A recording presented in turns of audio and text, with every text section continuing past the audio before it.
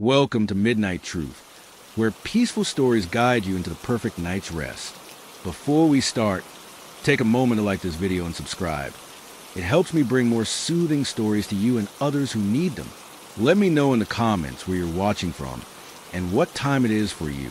Now, find your cozy spot, close your eyes, and let's begin this calming journey together. I pulled into the driveway just as the sun dipped below the horizon, painting the sky a bruised purple. My hands were still sweaty from gripping the steering wheel for the last 6 hours, and my back ached from sitting too long in the beat-up hatchback I'd crammed with everything I owned. The house loomed ahead of me, a 2-story relic of peeling paint and sagging shutters, its silhouette jagged against the fading light. It wasn't much to look at, but it was mine, or at least mine to rent for the next year. A fresh start, that's what I kept telling myself. New town, new job, new life. The divorce was still raw. Like a splinter I couldn't quite dig out, but this place was supposed to be the reset button. I climbed out of the car, stretching my arms over my head, and took a deep breath. The air smelled faintly of damp wood and something sour I couldn't place, like rotting leaves, maybe. The realtor had warned me the house was old, built sometime in the late 1800s, and hadn't been lived in for a while. Needs a little love, she said over the phone, her voice chipper in a way that made me suspicious. But the rent was cheap, and I wasn't exactly swimming in options. The front steps creaked under my sneakers as I lugged my first box up to the porch. The wood groaned like it was complaining about my arrival. I fumbled with the key the realtor had mailed me, and when I finally got the door open, it swung inward with a slow, raspy scrape. Inside, the air was stale, thick with dust that tickled my nose. I flipped the light switch by the door, and a single bulb flickered to life overhead, casting long shadows across the entryway. The place smelled like mildew and old furniture, but it was furnished, just like the listing promised. A sagging couch, a scratched-up coffee table, a couple of chairs that looked like they'd collapse if I sat too hard. I dropped the box by the door and stepped inside, my footsteps echoing on the hardwood floor. The boards creaked with every move, a sharp, uneven sound that made me wince. It's just an old house, I told myself. Old houses creak.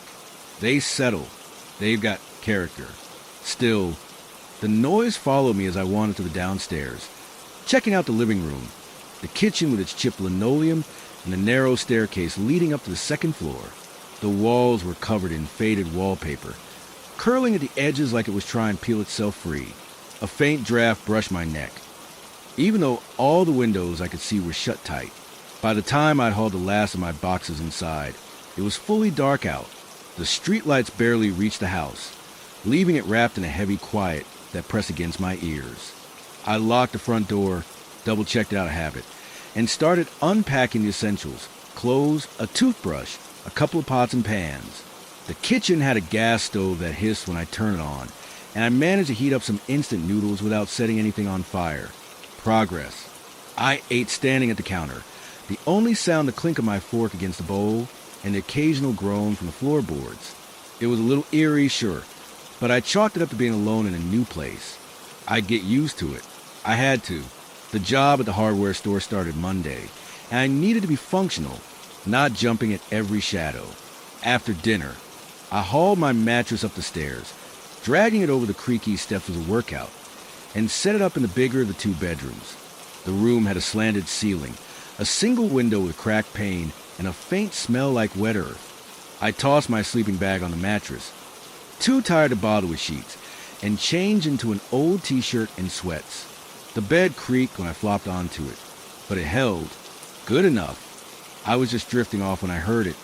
A low thud from somewhere downstairs.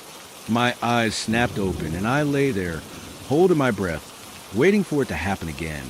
Nothing. Just the wind, I figured, or maybe the house settling. I rolled over, pulling the sleeping bag tighter around me, and closed my eyes. Thud. There it was again, heavier this time, like something big shifting its weight. I sat up, heart thudding in my chest. The room was dark except for a sliver of moonlight sneaking through the window. I strained my ears listening. Creak, creak, slow, deliberate, like footsteps pacing across the floor below. My mouth went dry. I told myself it was nothing, pipes maybe, or the foundation adjusting, but my body wasn't buying it. I grabbed my phone off the floor, the screen glowing 11:47 p.m., and flicked on the flashlight. The stairs groaned under me as I crept downstairs, the beam of light shaking slightly in my hand. The living room was empty, the shadows stretching long and thin across the walls. I checked the kitchen, the back door, even the little closet under the stairs. Nothing. No one. Just the same stale air and the faint hum of the fridge. I stood there for a minute, feeling ridiculous, then laughed under my breath. "Get it together, Sam," I muttered, heading back upstairs. Sleep didn't come easy after that. Every creak, every side of the house kept me on edge. By the time the sky started to lighten, I'd maybe gotten 3 hours, tops. I dragged myself out of bed, made coffee with the instant stuff I brought, and decided to tackle more unpacking. The house looked less menacing in the daylight, though the dust and the peeling wallpaper didn't exactly scream home sweet home. Around noon, I was hauling trash bags to the curb when I saw her, a woman across the street, maybe 60, with gray hair pulled into a tight bun. She was watering her roses, but her eyes were on me, sharp and curious. I waved, figuring it was a neighborly thing to do. She didn't wave back right away, just kept staring, then finally gave a stiff nod. "You're the new tenant?" she called, her voice carrying over the quiet street. "Yeah," I said, wiping my hands on my jeans. "Moved in last night. I'm Sam." She set the watering can down and crossed the street, moving slower than I expected. Up close, her face was lined and pale, like she hadn't slept much either. "Eleanor," she said, not offering a handshake. "Been here 30 years.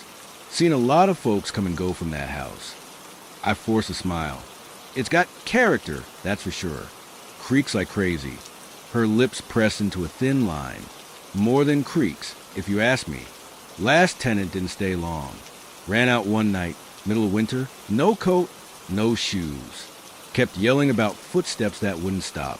Police picked him up a mile away, half frozen and babbling." I blinked, caught off guard. "Seriously?" "Seriously." She glanced at the house, then back at me. Before him, there was a woman who swore she heard voices, said they came from the walls. Left after a month. And the one before that, well, he didn't talk much, but he looked like he hadn't slept in weeks when he packed up. A chill crawled up my spine, but I laughed it off. Sounded like I got some lively ghost to keep me company. Eleanor didn't laugh. "Just keep an eye out," she said, turning back to her yard. "That house has a way of getting under your skin." I watched her go, her words sticking with me more than I wanted them to. Footsteps, voices. It was nonsense, right? Old houses made noises. People got spooked. I wasn't some superstitious nutcase. I was just a guy trying to start over. Still, as I headed back inside, the creak of the floorboards sounded a little too much like someone walking behind me. That night, I double-checked the locks before bed, just in case. The first week in the house passed in a blur of cardboard boxes, coffee, and trying to figure out where the hell I'd pack my socks. I started my job at the hardware store on Monday, and it was exactly what I'd expected. Stocking shelves, ringing up customers buying nails and paint cans, and nodding along while my manager, Dave, rambled about inventory systems. It wasn't glamorous, but it was steady, and after the chaos of the last year, steady felt like a lifeline. I'd come home every evening with sawdust on my jeans and a paycheck in my future, which was more than I could save for the months right after the divorce. The house, though, it was growing on me, kind of like a stray dog you don't really want but can't bring yourself to kick out. I'd gotten used to the creaking floorboards, or at least I told myself I had. They still groaned under my feet, especially in the hallway upstairs, where the sound was sharp and uneven, like the wood was splintering just a little more each time I walked over it. The draft was constant, too, a cold whisper that slipped through cracks no matter how many windows I checked. And that smell, damp earth mixed with something sour, lingered in the bedrooms, faint but stubborn. I'd open every window the first sunny day, letting the March breeze sweep through, but it didn't help much. The house held on to its odors like a grudge. I'd set up a routine to keep myself sane. Wake up at 6, stumbled downstairs for coffee, shower in the bathroom with the chipped tiles and the faucet that screeched when I turned it on, work from 8 to 5, then home to heat up something cheap, canned soup or frozen pizza. While I scrolled my phone on the couch, the TV didn't work. The realtor had left an old box set with rabbit ears, but all I got was static no matter how I twisted the antenna. Didn't matter. I wasn't big on TV anyway. Nights were for unpacking a little more, then bed by 10. Simple, normal, exactly what I needed. But the noises didn't fit into my neat little schedule. They started small, easy to brush off. A thud here, a creak there, usually late at night when I was half asleep. I'd lie there, eyes closed, telling myself it was the wind rattling the shutters or the pipes clanking in the walls. Old houses did that, right? Dave at work had a whole theory about it. When I mentioned the creaks over lunch one day, settling, he'd said, stabbing a fry into his ketchup.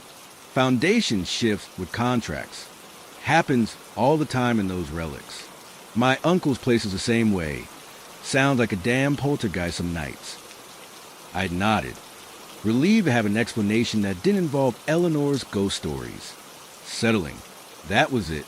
Still, by Friday night, I was starting to notice patterns. The thuds weren't random. They came from the same spot, somewhere near the back of the house. Maybe the kitchen or the little pantry off it. And the footsteps, because that's what they sounded like, no matter how much I tried to call them something else. Paced downstairs every night around midnight. Slow, heavy, deliberate. Creak, pause, creak, pause. Like someone was walking from one end of the living room to the other, then stopping. I didn't go downstairs to check again after that first night. Call it cowardice or common sense. But I'd seen enough horror movies to know wandering around in the dark was a bad idea. Instead, I'd pull the sleeping bag over my head, turn on my phone's white noise app, and wait for it to stop. It always did, eventually. By morning, the house was quiet again, sunlight spilling through the cracked windows like nothing had happened. Bed, but now it felt like I'd left the window open in a snowstorm. I swung the light toward the window. Closed. Locked. The cracked pane rattled slightly, but that was it. The footsteps stopped. The silence was worse. Thick, heavy, like the house was holding its breath. I didn't sleep much after that. When morning came, I dragged myself downstairs, bleary-eyed and jumpy. The kitchen was normal, the pantry door still shut, but the air felt different, charged like the calm before a storm. I made coffee, burned my toast, and tried to convince myself it was all in my head. It wasn't. Saturday was my first day off, and I decided to tackle the upstairs.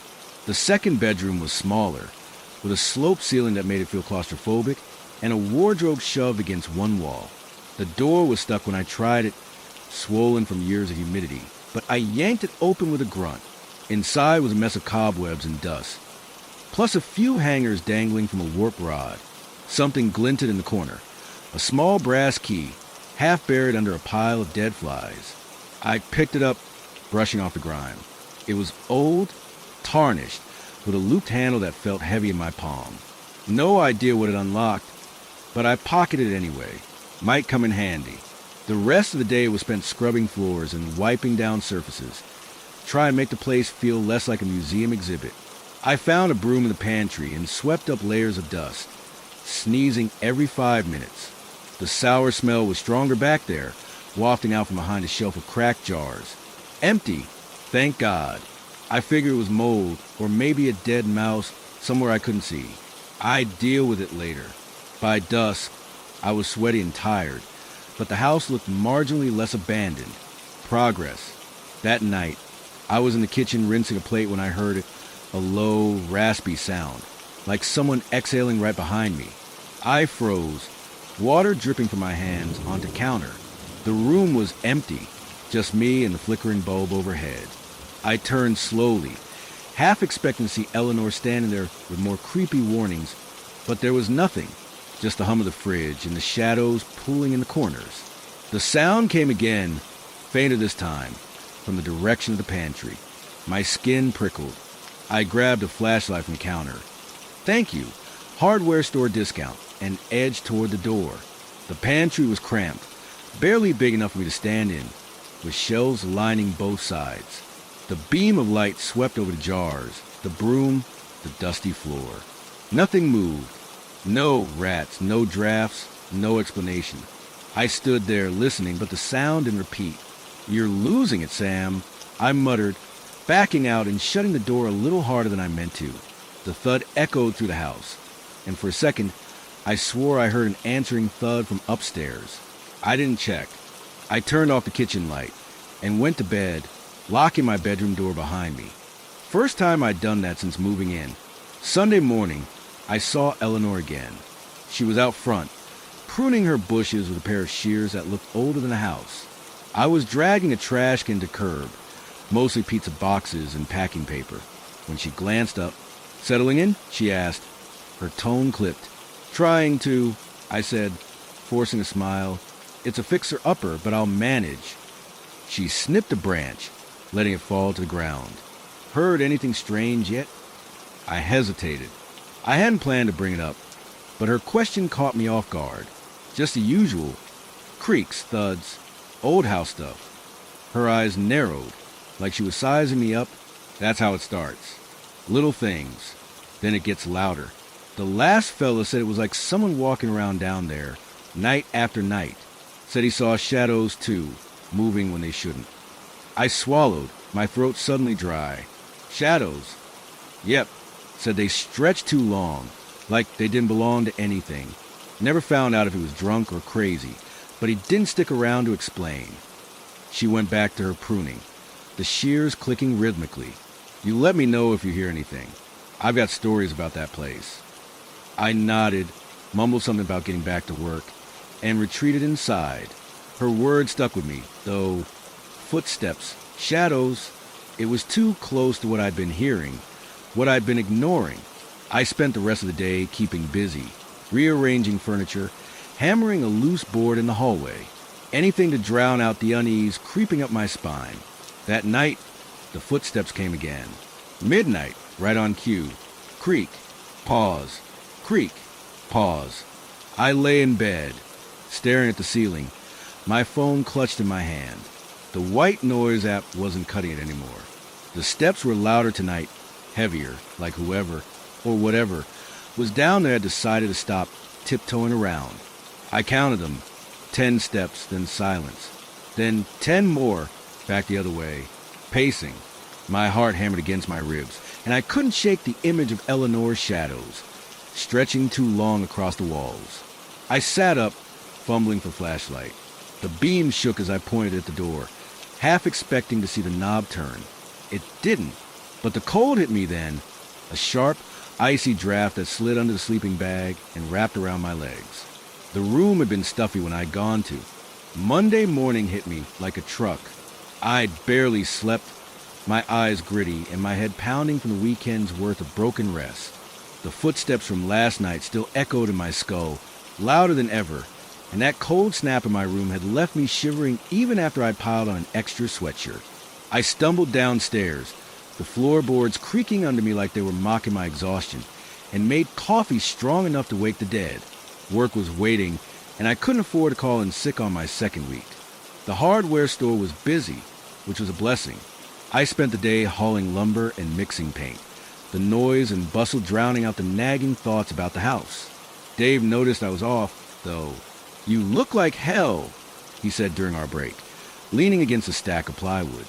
"Rough night." "Yeah," I said, sipping lukewarm coffee from a styrofoam cup. "New place is noisy. Keeps me up."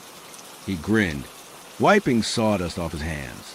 "Told you, old houses. My uncle's got raccoons in his attic. Sounds like a damn bowling alley some nights. You check for critters yet?" "Not yet." I forced a laugh, but the idea stuck with me. Raccoons, mice, something normal. Maybe that was it. I decided to pick up some traps after my shift, just to rule it out. Anything was better than Eleanor's shadow stories rattling around in my head. By the time I got home, the sky was a dull gray, heavy with clouds that promised rain. The house looked gloomier than usual, its sagging roof and chipped paint blending into the dusk. I set the traps in the pantry and under the kitchen sink, baiting them with peanut butter from a jar I'd found in one of my boxes. The sour smell was still there, stronger today, curling up on the floorboards like it was baked into the wood. I gagged, cracking a window, but the air outside was just as thick, wet and earthy, like the whole street was rotting. Dinner was canned chili, eaten standing at the counter while rain tapped against the windows. The trap stayed empty, no snaps or skittering to break the quiet. I kept the kitchen light on longer than usual, avoiding the dark corners where the shadows seemed to pool. Eleanor's words kept creeping back. Footsteps, shadows, people running out in the night. I shook it off. I wasn't some jumpy kid. I was 34, freshly divorced, and stubborn enough to make this work. Upstairs, I locked my bedroom door again, a habit now, and crawled into bed. The rain picked up, drumming against the roof, a steady rhythm that should have lulled me to sleep. But around midnight, it started again. Creak, pause, creak, pause. The footsteps right on schedule. I pulled the sleeping bag over my head, squeezing my eyes shut, willing them to stop. They didn't. 10 steps one way, 10 back, pacing. My pulse thudded in my ears, drowning out the rain. Then came the cold, sharp and sudden, like someone had dumped ice water down my back. I gasped. Sitting up, the flashlight already in my hand. The beam swept the room. Empty. Windows shut. No drafts I could see. But the cold stayed, settling into my bones, heaviest near the foot of the bed. I swung my legs over the side, wincing as my bare feet hit the floor. The wood was freezing, like I'd stepped onto a slab of ice. I aimed the light down, half expecting to see frost, but it was just the same scratched-up boards. The cold spot followed me as I stood, a pocket of frigid air that clung to my ankles. I took a step toward the door, and it moved with me, brushing my calves like invisible hands. "Stop it," I muttered, my voice shaky. I didn't know who I was talking to. The house, myself, whatever was screwing with me. The footsteps downstairs picked up again, louder now, almost stomping. Creak, creak, creak. No pause this time, just a steady march across the living room. I gripped the flashlight tighter, my breath fogging in front of me.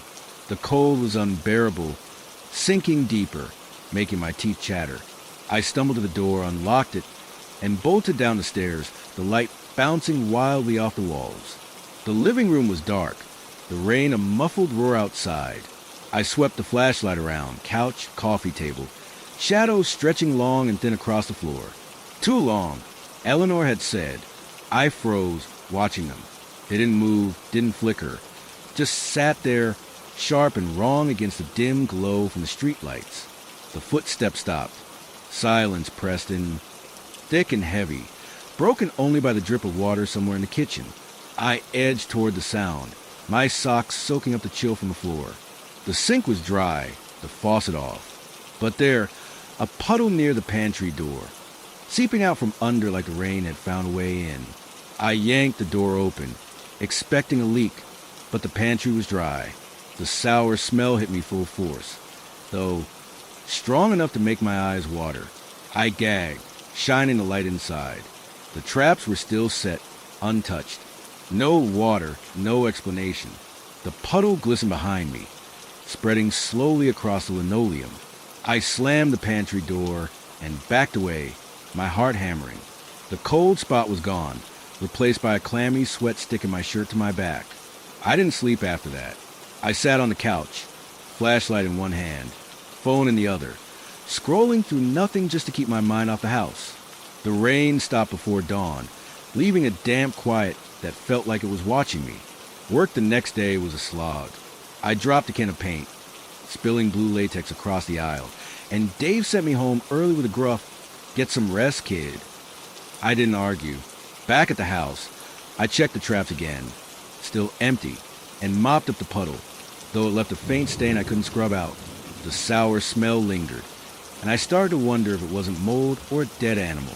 Maybe it was the house itself, decaying from the inside. That afternoon, I saw Eleanor pruning her roses again.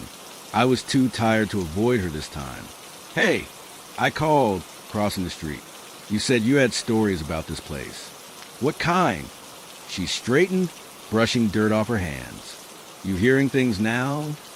I shrugged, not wanting to admit it. Just curious. You got me spooked with all that talk. She studied me for a second, then nodded. Fair enough. House was built by a man named Amos Carver back in the 1890s. Odd fella. Kept to himself, didn't talk much. Folks said he was into strange books, things no one around here could read. After he died, the place sat empty for years. Then tenants started coming and going. Most didn't last. Said it felt like the house didn't want them there. Strange books. I asked, my voice steadier than I felt. Occult stuff, if you believe the rumors. Rituals, spirits, that nonsense. Old Mrs. Grady, she lived next door before me, claimed she saw lights in the windows at night, long after Amos was gone. Said she heard chanting once, coming from the basement. Eleanor snorted, but her eyes stayed sharp. Probably just gossip. Small towns love a good tale. I nodded, forcing a smile. Yeah, sounds like it. Thanks. Back inside, her words gnawed at me. Occult stuff. Chanting. It was ridiculous. Small town legends blown out of proportion. But the footsteps, the cold, the puddle that shouldn't have been there. I couldn't shake it. That night, I stayed downstairs, too wired to sleep. Around 11, I started poking around, flashlight in hand, looking for anything that might explain things. The basement door was in the kitchen, a heavy slab of wood with a rusted bolt. I hadn't gone down there yet. Didn't see the point, but Eleanor's story pushed me. The bolt slid back with a groan, and the door creaked open, revealing a narrow staircase swallowed by darkness. The air that rushed up was cold and damp, carrying that same sour stench, only stronger. I hesitated, shining the light down. The steps were worn, slick with mildew, disappearing into a black void. Something glinted at the bottom, a flicker of metal. Maybe. I took a step, then stopped. A low thud echoed up from below, followed by a faint scrape, like something dragging across concrete. I slammed the door shut and slid the bolt back, my hand shaking. No way was I going down there. Not tonight. Not alone. I grabbed a brass key from my pocket, the one from the wardrobe, and set it on the counter, staring at it. Maybe it fit something down there. Maybe I didn't want to know. Midnight came. The footsteps started again, heavier, faster. Creak, creak, creak. I sat on the couch, flashlight aimed at the floor, watching the shadows. They stretched too long, just like Eleanor said, bending at angles that didn't match the light. The cold hit me again, sharp and sudden, and I swear I heard it, a raspy whisper, too low to make out, coming from the basement door. I didn't sleep. After that whisper slithered out from the basement door. My skin crawled all night, every creak and groan of the house sounding like a threat. By morning, I was erect, eyes bloodshot, hands jittery from too much coffee. The hardware store was a blur. I fumbled a stack of screws, earning a sharp look from Dave, and clocked out early, claiming a headache. Truth was, I couldn't focus. That raspy sound kept replaying in my head, low and guttural, like something alive down there waiting. Back home, the house felt different, darker, even with the weak afternoon light filtering through clouds. The sour smell was thicker now, seeping from the kitchen, and the air hung heavy, like a storm was brewing inside the walls.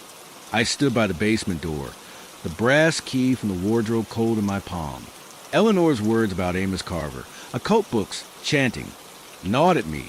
I wasn't a believer in that crap, but the footsteps, the cold, the shadows, they weren't raccoons. I needed answers, or I'd lose what little sanity I had left. I grabbed my flashlight, slid the bolt back, and yanked the door open. The stench hit me like a punch. Rotting earth and something sharper, metallic, like old blood. The stairs stretched down into blackness, steep and slick, the wood bowing under my weight as I took the first step. My flashlight beam wobbled, catching damp walls streaked with mildew. The air grew colder with every step, my breath puffing out in quick, shallow bursts. That thud from last night echoed in my memory, and I gripped the key tighter, my knuckles white. Halfway down, the beam caught that glint I'd seen before, a small metal box shoved against the far wall, its edges rusted but intact. My heart thudded as I hit the bottom, the concrete floor icy under my sneakers. The basement was small, maybe 10 by 10, with crumbling brick walls and a ceiling so low I had to duck. Piles of junk cluttered the corners, broken chairs, a cracked mirror, a rusted shovel. But the box drew me in. It was padlocked, the latch old and tarnished. I crouched, brushing dust off the lid, and tested the key. It slid in smooth, clicking as it turned. The lock popped open, and I lifted the lid, my hand shaking. Inside was a journal, leather-bound, edges frayed, the cover stained dark with age. A faint shiver ran through me as I picked it up, the leather clammy against my fingers. The first page had a name scrawled in jagged ink, Amos Carver, 1897. My stomach dropped. This was his. The guy Eleanor said messed with rituals. The one who built this damn house. I flipped it open, the pages crackling, and scanned the first entry. Asterisk March 12, 1897. The rites are complete. The door is open. It speaks now in the dark. I hear below. Asterisk. My mouth went dry. Rites? A door? I flipped ahead, the handwriting growing messier more frantic. Asterisk April 3rd. The footsteps come every night. It paces restless. I cannot close what I've opened. Asterisk. Asterisk April 19th. The cold follows me. It knows my name. I see it in the shadows, tall, thin, watching. Asterisk. I slammed the journal shut, my pulse racing. This was insane. Some nutcase's ravings, that's all.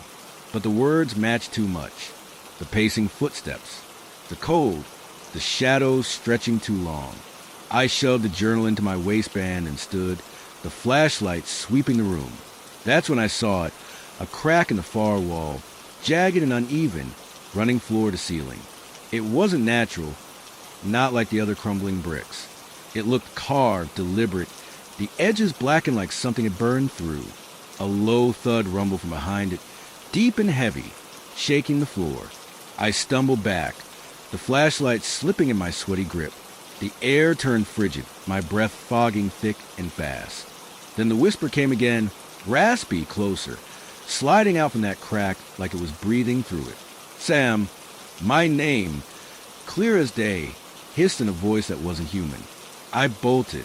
The stairs blurred under me as I scrambled up, the journal digging into my side, the flashlight beam bouncing wildly. That voice chased me, echoing off the walls. Sam, Sam, Sam, low and guttural like it was tasting the word. I slammed the basement door shut, ramming the bolt home, and backed into the kitchen, panting. The house was silent again, but the cold lingered, seeping through my socks, wrapping around my legs. I dropped onto the couch, the journal thudding onto the coffee table. My hands wouldn't stop shaking as I opened again, flipping to the last entry, asterisk May 7th. It's here. I see it now, tall black, no face. It wants in. I sealed the crack, but it's too late. The house as it's now. I'm leaving tonight. God help whoever comes next. Asterisk. That was it. No more entries. Just a smudge of ink, like he dropped the pen and run. My chest tightened. Amos Carver had fled, just like the tenants Eleanor talked about. And now I was here, stuck with whatever he'd let loose. I wanted to laugh it off, call it a prank, a ghost story, but that voice saying my name wasn't imagination. It knew me. The rain started again, a hard patter against the windows, and the lights flickered. I grabbed my phone, thinking maybe I'd call someone, Dave, Eleanor, hell, even the cops, but who believed this? I scrolled to the journal instead, skimming pages of symbols I couldn't read, sketches of circles and lines, notes about binding and blood. One drawing stopped me cold, a tall, thin figure, featureless, standing in a doorway. Under it, in shaky script, the Watcher. A crash upstairs jolted me upright. Heavy, sharp, like something falling. I grabbed a flashlight and crept to the stairs, my heart in my throat. The hallway was dark, the air thick with that sour stench. My bedroom door was ajar. I'd left it locked. I pushed it open, the hinges squealing, and shone the light inside. The wardrobe stood wide open, its door hanging crooked, like it had been ripped off. The mattress was skewed, one corner dragged off the frame, and the window, cracked but shut before, was shattered, rain blowing in. I stepped closer, glass crunching under my shoes. Something scratched in the wall above the bed caught the light. Deep, uneven gouges forming a single word. Sam. My legs went weak. That wasn't there this morning. I'd have seen it. The cold hit me again, sharper, and the floorboards groaned behind me. Creak, creak, slow and deliberate, like someone stepping closer. I spun, the flashlight slashing through the dark. Nothing, just shadows, stretching too long across the room. But I felt it, eyes on me, heavy and unblinking. The whisper came again, soft, from the wardrobe this time. Sam. I backed out, slamming the door, and ran downstairs, the journal still clutched in my hand. The lights flickered again, then died, plunging the house into blackness. I fumbled for my phone, the screen glowing as I dialed Eleanor. No answer, just her voicemail, calm and clipped. It's Sam, I rasped. Something's here. I found a journal, Amos Carver's. Call me back. I hung up, my breath ragged, and aimed the flashlight at the basement door. It was still bolted, but the wood shivered, like something was pressing against it from below. The footsteps started again. Creak, creak, creak. Louder, faster, circling the living room. I backed against the wall, the journal slipping to the floor. The shadows moved now, sliding along the edges of the light, tall and thin, bending where they shouldn't. The cold tightened around me, and that voice hissed my name again, everywhere and nowhere, filling the house. I couldn't stay. I grabbed my keys, bolted for the front door, and threw it open. Rain lashed my face as I stumbled onto the porch, the night swallowing the street. The house creaked behind me, a low, angry groan, and I swore I heard it. One last whisper, drifting out into the storm. Sam. I ran to my car, hands shaking as I started the engine. The headlights cut through the downpour, and I peeled out, tires squealing on wet asphalt. My phone buzzed. Eleanor, finally, but I didn't answer. I just drove, the house shrinking in the rearview mirror, its windows dark and empty, except was that a shape, tall and thin, standing in the upstairs window? I didn't look back again. I didn't stop driving until I hit the edge of town, pulling into the gravel lot of a 24-hour diner with neon buzzing in the rain-streaked windows. My hands shook as I killed the engine, the journal's weight still tugging at my mind even though I'd left on the floor back there. The rear-view mirror showed nothing but wet darkness, no tall, thin shapes, no whispers, but my skin still crawled like something was watching. I grabbed my phone, the screen glowing with Eleanor's missed call, and hit redial. She picked up on the second ring, her voice rough. Sam? What's going on?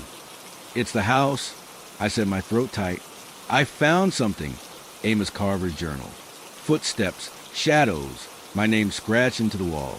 It spoke to me, Eleanor. I'm not crazy, it said my name. A long pause, just a hiss of static and rain drumming on the car roof. Where are you? She finally asked. Diner on Route 12. I couldn't stay there. Stay put. I'm coming. She hung up before I could argue. I stumbled inside, the diner's fluorescent lights harsh against my raw nerves. A waitress with tired eyes poured me coffee I didn't drink, the steam curling up as I sat hunched in the booth, replaying it all. The voice, the gouged Sam, the shadows bending wrong.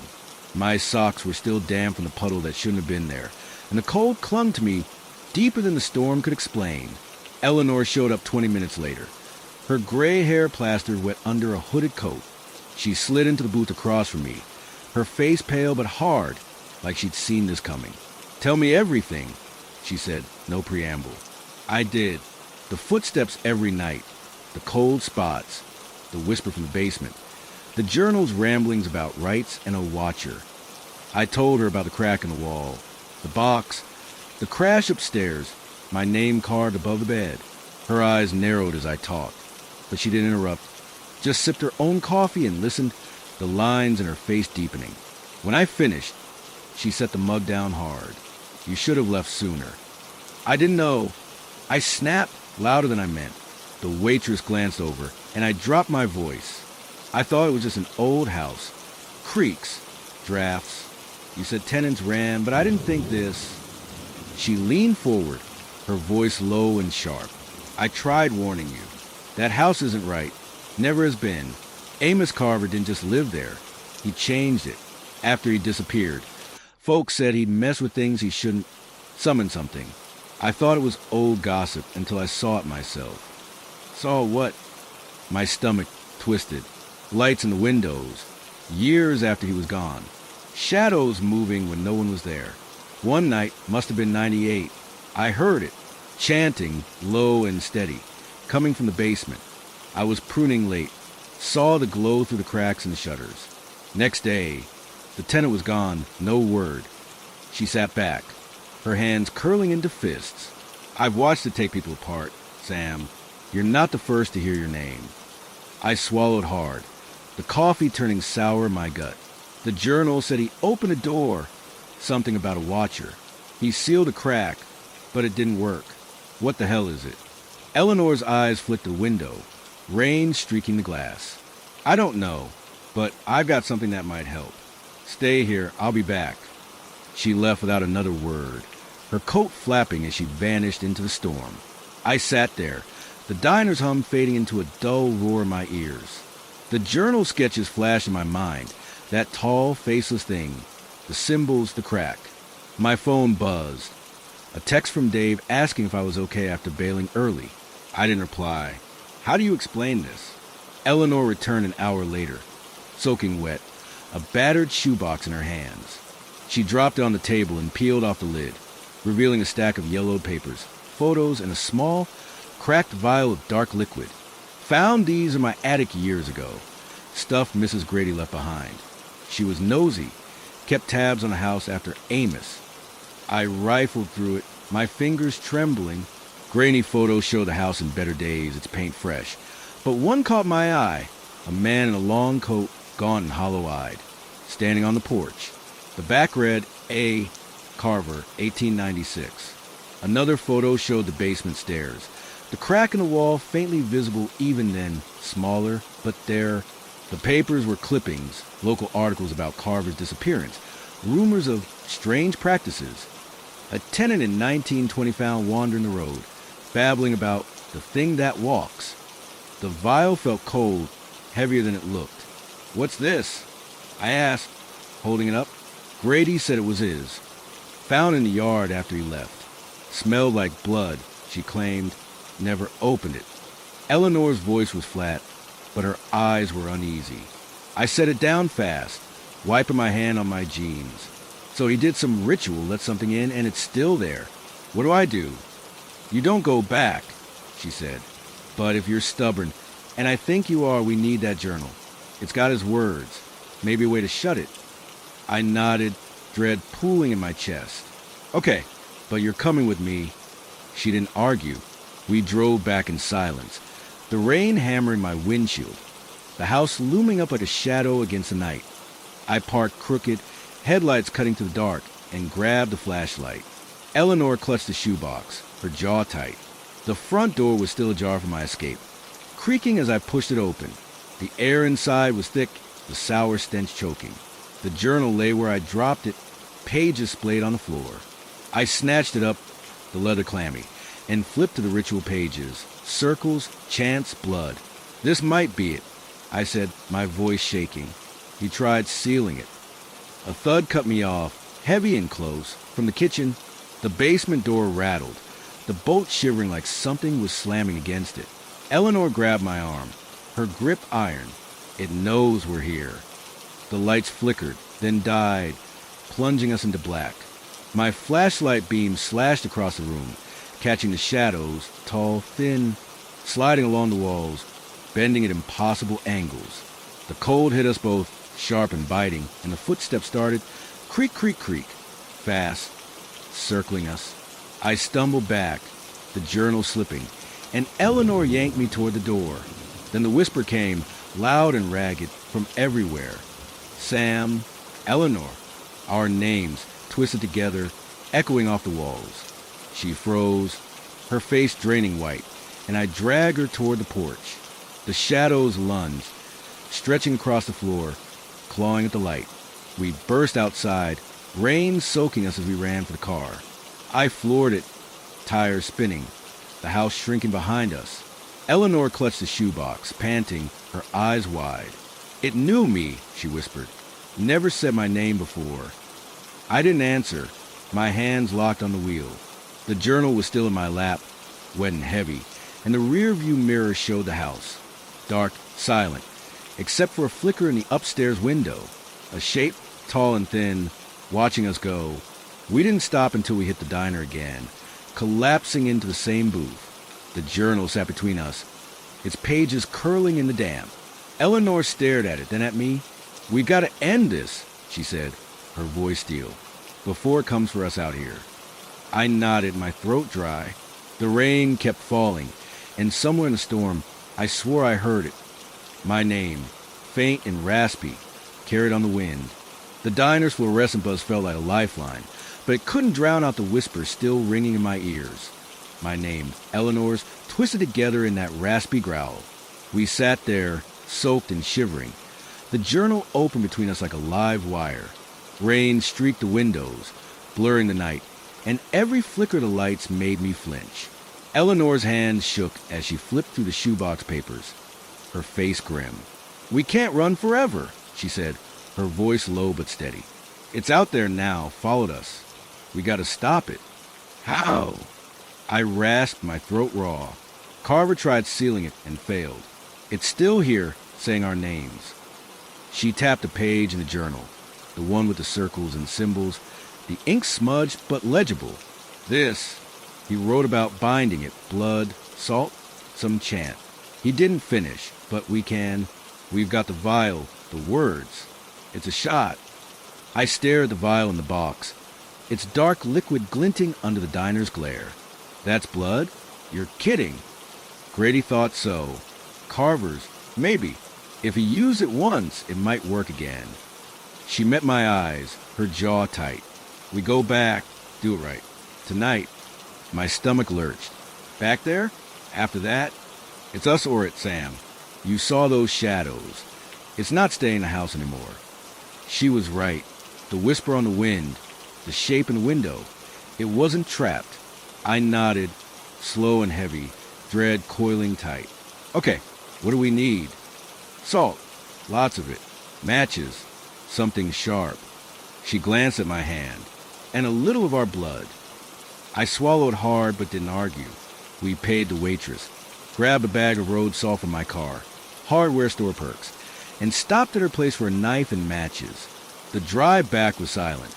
The rain a relentless roar, the house looming up like a predator waiting to pounce. I parked close, headlights slicing through the dark, and we stepped out, the air thick with that sour stench. The front door hung open, creaking in the wind. My flashlight beam trembled as we crossed the porch, salt bag slung over my shoulder, journal in Eleanor's grip. The living room was a mess. Furniture skewed, shadows pooling too deep in corners. The cold hit us fast, sharp and biting, and the floorboards growing under our steps louder than they should have. "Basement," Eleanor said, nodding at the kitchen. "That's where he did it. Where the crack is." We moved quick, the basement door rattling as we neared. I slid the bolt back, the wood splintering under my fingers, and the stench rolled up, rotting earth, blood, something alive. The stairs creaked as we descended, my flashlight catching the damp walls, the junk, that jagged crack in a brick. It was whiter now, blacker, like it had grown since last night. A low thud pulsed from behind it, steady as a heartbeat. Eleanor dumped the salt in a rough circle around the crack, her hand steady despite the cold fogging her breath. I set the vial and matches down, flipping the journal to the ritual page.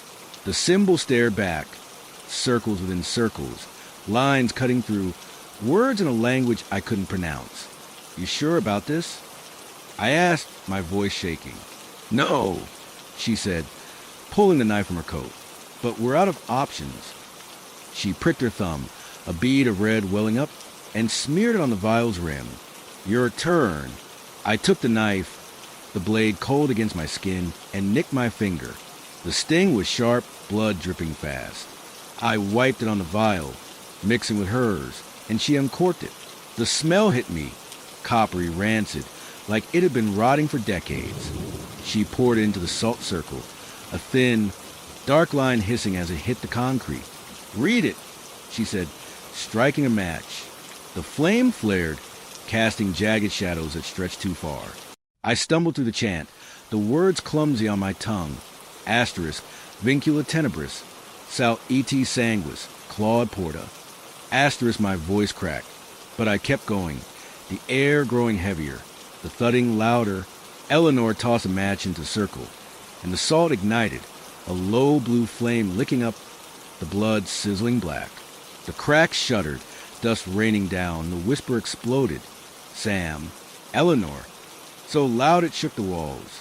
I dropped the journal, the flashlight clattering, its beams spinning wild. The shadows lunged, tall and thin, clawing out from crack, bending around the fire.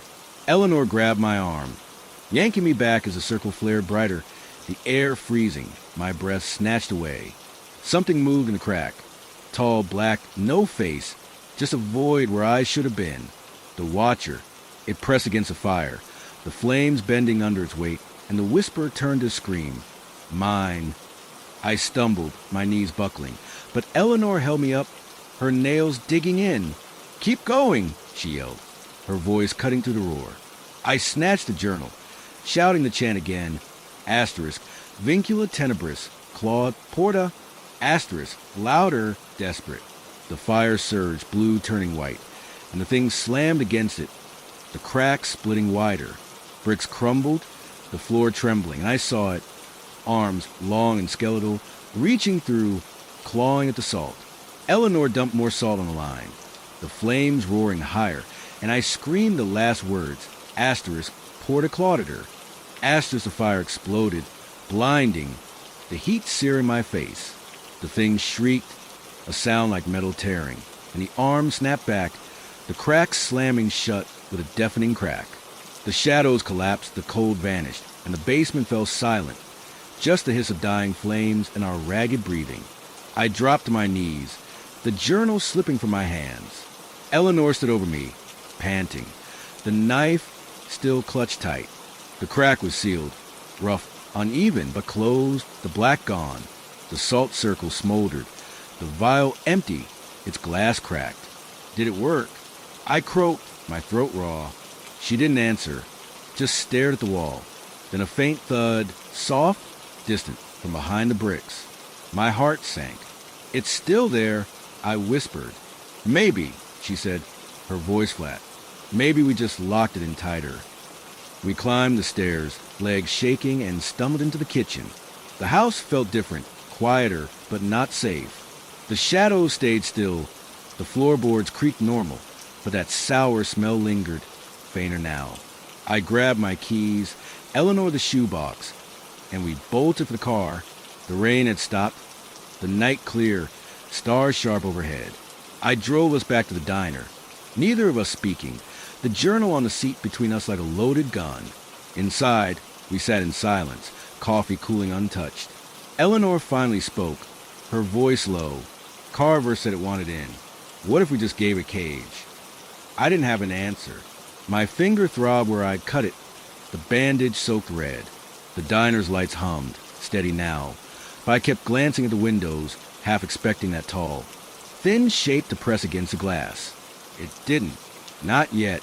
Eleanor pulled a photo from the shoebox, the one of Carver on the porch, and slid it to me. He ran too. Didn't stop it. I stared at his hollow eyes, the weight of a century pressing down. What now? We wait, she said, her gaze hard. See if it stays put. I nodded, but as I sipped my coffee, a chill brushed my neck. Not the house is cold, but something else, faint and fleeting. I turned, scanning the empty diner, the dark lot beyond. Nothing moved, but in the distance, carried on the wind, I swore I heard a whisper, soft and raspy. Too far, make out. It wasn't over. The diner's coffee tasted like ash, but I drank it anyway, my hands wrapped around the mug to stop the shaking. Eleanor sat across from me, her face etched with exhaustion, the journal and shoebox shoved to the edge of the table like we could pretend they didn't exist. The ritual had sealed the crack, or so we hoped, but that faint thud from the basement stuck with me, A reminder that whatever Amos Carver unleashed wasn't gone. It was caged, maybe, but still there, whispering on the wind. "We can't just wait," I said, my voice rough. "It knew our names, Eleanor. It's not done with us." She rubbed her eyes, the knife from the ritual still tucked in her coat. "I know, but we heard it, pushed it back. That's something." "Not enough." I leaned forward, the bandage on my finger itching. "Carver ran and it stayed. Tenants ran and it stayed. We got his journal, his blood. What's left to try?" She pulled the photo of Carver from the shoebox, his gaunt face staring up at us. He said it wanted in. "Maybe it's not just the house. It's us now." We touched it, bled for it. A chill snaked down my spine. "You think it's following us?" She didn't answer, just glanced at the window. The lot was empty, the night still, but her silence said enough. I stood restless and paced the diner. The waitress shot me a look, but didn't say anything. Probably used to weirdos this late. My reflection flickered in the glass, pale and hollow, and for a second, I swore I saw something behind me. Tall, thin, faceless. I spun, heart slamming, but it was just Eleanor watching me. "You're jumping at shadows," she said, but her voice wavered. "Maybe they're jumping at me." I sat back down, forcing a breath. "We need a plan. Something final." She nodded, flipping the journal open. The binding didn't kill it, just locked it. Carver's notes mention a source, something he used to call it. If we find that, destroy it, maybe it breaks the tie. Source. I scanned the pages, the symbols blurring together. One sketch stood out, a crude drawing of a stone, jagged and black, tucked in a circle of blood. Under it, asterisk the anchor. "It holds the door, asterisk." "A stone," I said, tapping it. "In the basement? Or deeper?" She frowned. "He wrote about below. Could be under the floor." My gut twisted. We'd have to go back. Dig. "Yeah." Her eyes met mine, hard and tired. "You up for it?" I wasn't, but I nodded anyway. We couldn't live like this, waiting for whispers, flinching at every creak. We grabbed our stuff and headed out, the cold night air biting my face as we climbed into my car. The drive felt shorter this time, the house rearing up too fast, its dark windows like eyes. I parked, headlights off, and we sat there, staring at it. "Last chance to run," I said, half joking. "Too late for that," she replied, grabbing the salt and matches. I took the flashlight and a crowbar from the trunk. Another hardware store perk. The porch steps groaned as we climbed them, the door still ajar, the air inside thick with that sour rot. The kitchen was a mess from our last scramble, salt scattered, the basement door scratched and splintered. I pried it open, the hinges screaming, and the stench hit us again, stronger, alive. The stairs creaked under my weight. Eleanor close behind, her breath sharp in the dark. The basement floor was cold, the sealed cracked a rough scar on the wall. I swept the flashlight around. No shadows moved, no whispers yet. Small mercy. Where do we start? I asked, my voice echoing. She pointed at the center of the room, where the concrete dipped slightly, cracked and uneven. "There," feels off. I jammed the crowbar into the crack, leaning hard. The concrete splintered, chunks breaking free, dust choking the air.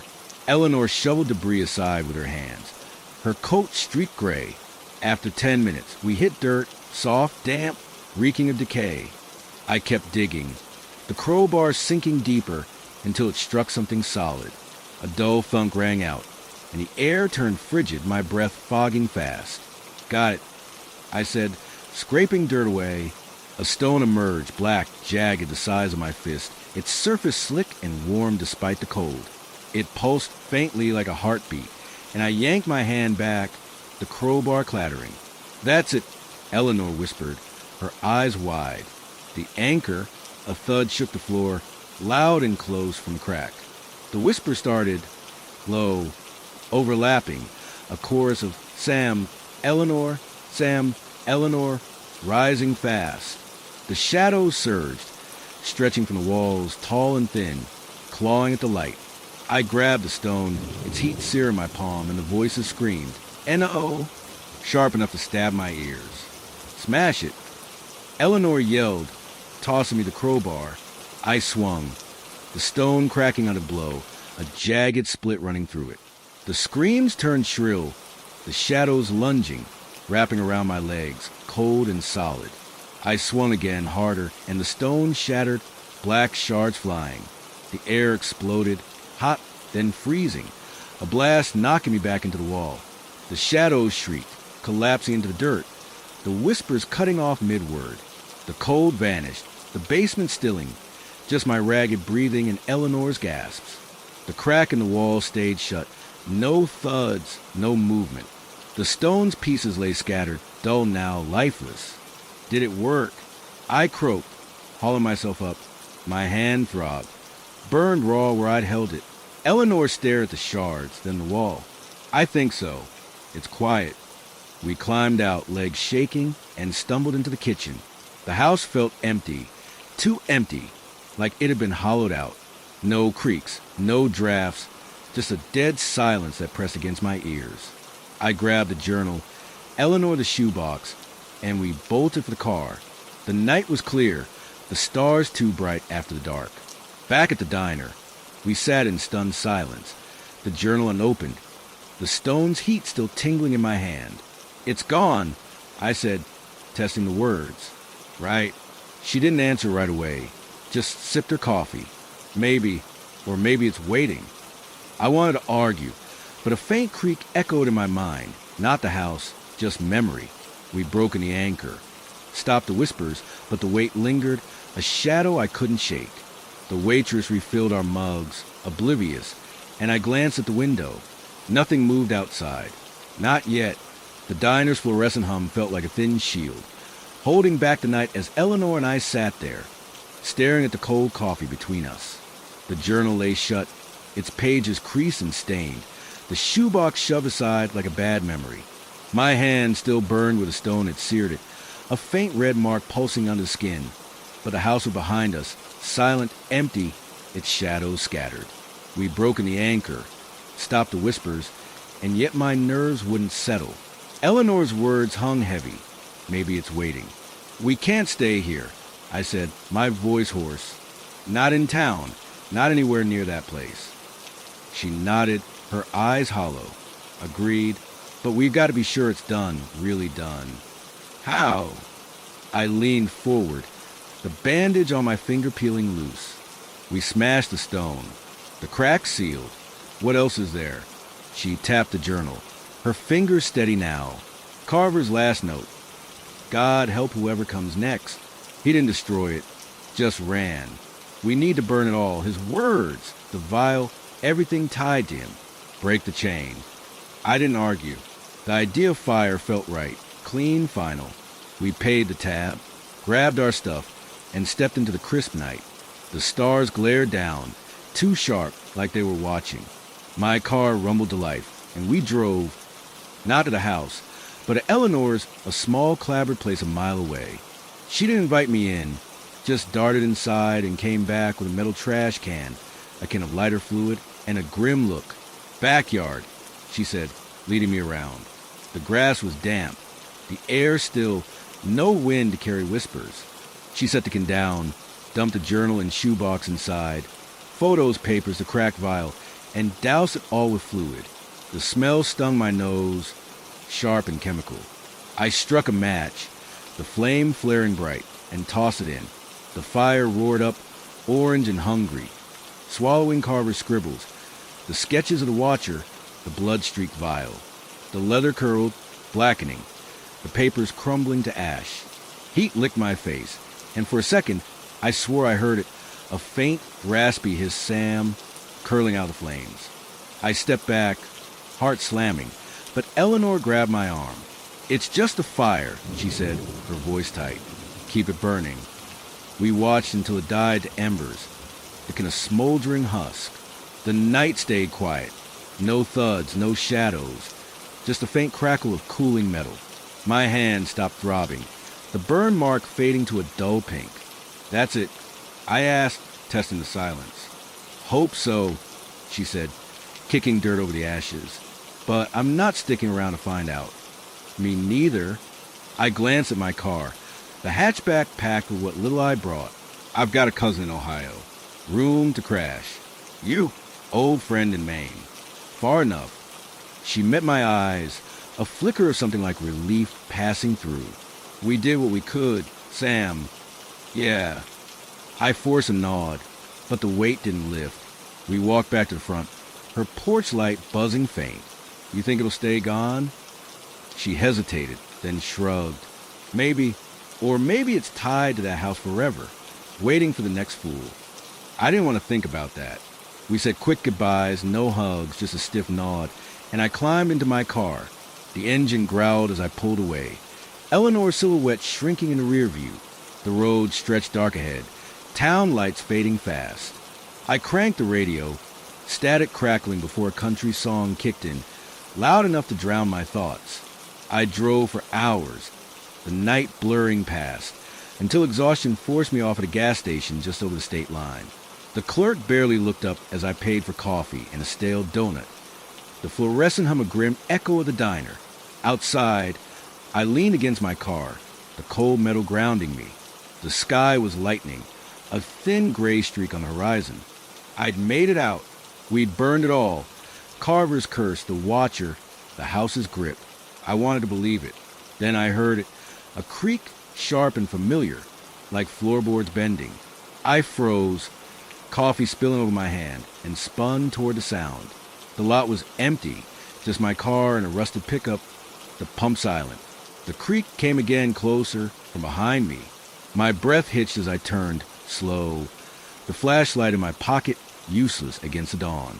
Nothing, just the station's flickering sign. The wind rustling trash across the asphalt.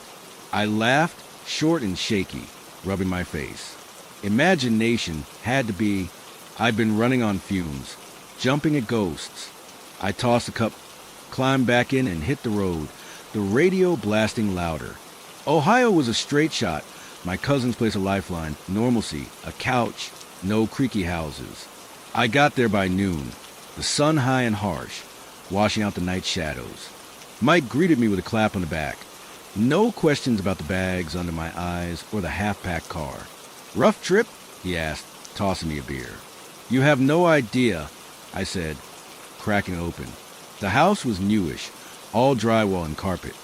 No peeling wallpaper or sour smells. I crashed hard that night. The guest room silent a bomb after weeks of thuds and whispers. Days blurred into routine, helping Mike with odd jobs, sipping beers on his porch, dodging questions about why I'd left so fast. The burn on my hand faded. The journal's ashes a distant memory. I started to breathe easier, the creaks and cold spots slipping into the past. Eleanor texted once. Asterisk made it to Maine. Quiet so far. Asterisk I replied, same here and let it go. We'd survived. That was enough. A week later, I was unpacking the last box, socks, a frying pan, junk I'd shoved in during the panic. When I found it, tucked in a side pocket, missing the chaos. A shard of the black stone, no bigger than a quarter, its edge jagged and warm.